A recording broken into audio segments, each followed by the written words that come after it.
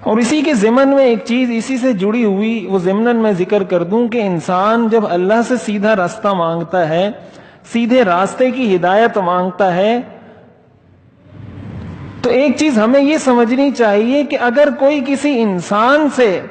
ایسے کسی معاملے میں رہنمائی طلب کرے تو ایک انسان کی بھی یہ ذمہ داری بنتی ہے کہ وہ اس کے ساتھ تعاون کرے۔ حدیث شریف میں آتا ہے الخلق عیال اللہ، مخلوق اللہ کا کنبہ ہے، مخلوق اللہ کی فیملی ہے، کنبہ ہے، خاندان ہے، عیال ہے۔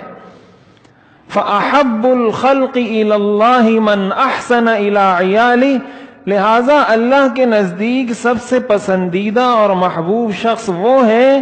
جو اللہ کی عیال کے ساتھ، اللہ کے کنبے کے ساتھ اچھا برتاؤ رکھے، یعنی جو اللہ کی مخلوق کے ساتھ اچھا برتاؤ کرے گا اللہ تعالیٰ کا محبوب بن جائے گا۔ ہم سے اگر کوئی راستہ پوچھے، یہ ایک ایسی چیز ہے، آپ رستے میں کھڑے ہیں، کوئی آپ سے آ کے پوچھتا ہے کہ بھائی مجھے رستہ بتا دیں، میں نے فلاں جگہ جانا ہے،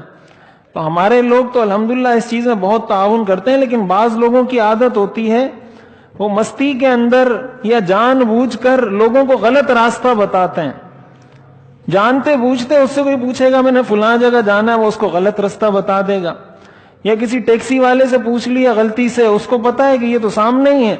تو وہ ٹیکسی میں بٹھا کر کہیں سے چکر لگوا کر گھما پھرا کر دوبارہ اس منزل پر لا کر چھوڑ دے گا، اس لیے کہ اس کو پتا ہے کہ اس کو تو رستے کا پتہ نہیں ہے، یہ تو باہر سے آیا ہے، دوسرے شہر سے آیا ہے۔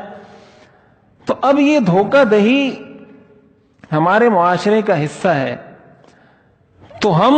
اگر یہ سوچیں کہ ہم اپنی ہر نماز میں اللہ سے تو یہ دعا مانگتے ہیں کہ یا اللہ مجھے سیدھا رستہ دکھا،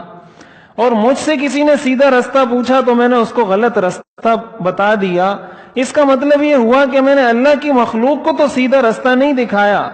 اور اللہ سے میں سیدھے رستے کی دعا کر رہا ہوں۔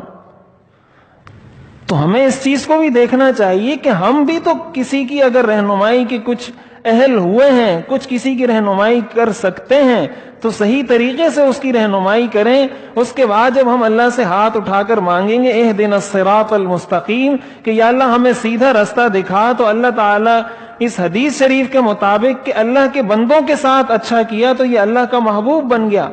کہ اس نے میرے بندوں کو سیدھا رستہ دکھایا، اس کے بس میں یہ چیز تھی، میرے بس میں یہ ہے کہ میں اس کو جنت کا سیدھا رستہ دکھا کر جنت پہنچا دوں، تو اللہ تعالیٰ اس کی دعا کو بھی قبول فرما دیں گے۔